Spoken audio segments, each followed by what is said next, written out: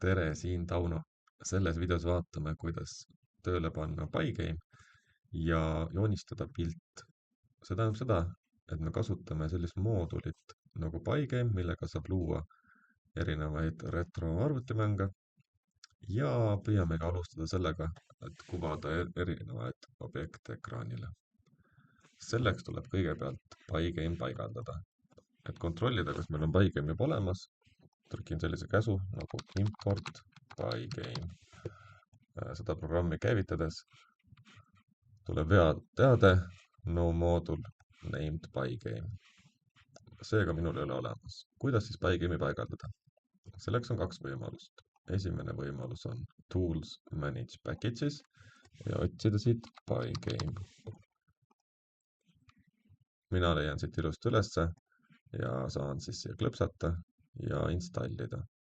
Kui teil siin see otsing ei tööta, et mingitel versioonidel on see otsing katki, siis teine võimalus on Pygame paigaldada käsitsi. Selleks klõpsame Tools, Open System Shell ja siia trükime pip3, install ja Pygame. Enterit vajutades paigaldataksegi teile Pygame. Seda meetodit saate kasutada erinevate moodulite puhul. Nüüd, kui me paneme käima, siis veada ei tule ja tuleb siia tere tulemast Pygame'i community'sse. Kommuuni siis, ehk siis Pygame töötab. Nüüd proovime siis teha esimese programmi. Teeme sellise programmi, mis kuvaks meile ekraanil erinevaid kujundeid. Selleks tuleks Pygame siis initialiseerida, pygame.init. Teiseks sammuks oleks siis luua ekraan. Me kasutame siin eestikeelset sõna ekraan. Ekraan võrdub pygame.display.setMode ja sulgudesse siis kandiliste sulgude vahele kirjutame järjendina ekraani suurused. Teeme selleks 800 korda 600. Lisame siia ka sellise käskluse nagu pygame.display.flip. See siis on selline käsklus, mis kuvab kõik objektid ekraanile. Ja lõppu pygame.quit. Nüüd praegu me tegime sellise ekraani, aga lisame siia ekraanile siis näiteks ühe kujundi ka. Nüüd selleks, et hakata siia asju lisama, selleks oleks meil veel vaja teada, kuidas siis koordinaadid siin Pygame'is jooksevad. Selleks on meil tegelikult X-telg ja Y-telg. Nii et kui me kujutame ette, et see on siis X-telg ja see on meil Y-telg, siis kui me matemaatikas oleme harjunud, et Y väärtused jooksevad ülesse poole, siis Pygame'is X-telg on sarnane matemaatikale, ehk siis siin on arvud nagu 100, need on siis pikslites, 200, 300 ja nii edasi. Aga Y-telg suureneb siis allapoole. Et sarnane süsteem on ka näiteks äppides, et kui te mobiilirakendus näiteks teete, siis seal jooksevad ka need koordinaadid samamoodi. Et X jookseb paremale ja siis Y-väärtused oleks siia allapoole 100, 200 ja 300. Ja selliselt, kui me nüüd mõtleme nendele pikslitele, siis kui me tahame näiteks siia joonistada ühte ruutu, siis me peamegi arvestama sellega, et ta oleks siis kõrgus sama palju kui laiust.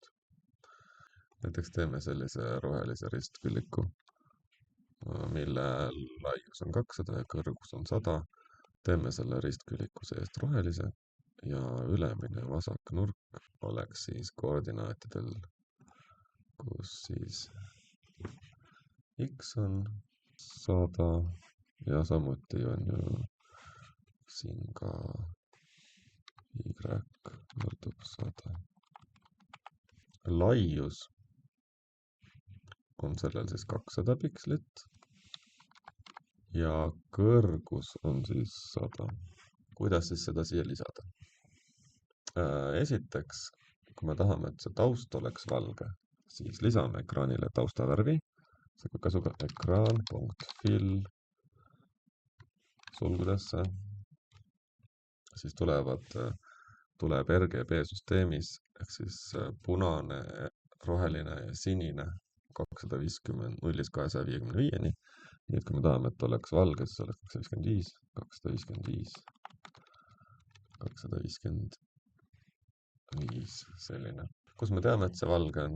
Selleks võite guugeldada color picker. Ja siit color pickerist saab siis värvi valida. Et kui me läheme siia nurka, siis me näeme, et see 255, 255 on siis valge. Lisaks ekraani värvile saame siis aknale ka nime panna. Selleks on pygame.display.set caption ja sulgudesse ütleme vahele saame panna näiteks aken, näiteks saame panna ristkülik ja nüüd saamegi siia sisse joonistada sellise ristküliku. Et kujundite joonistamiseks on erinevad käsklused, on olemas rect on ristküliku jaoks, circle on ringi jaoks, aga meie siis praegu joonistame siia ühe ristküliku. Selleks ongi käsklus pygame.draw.rect.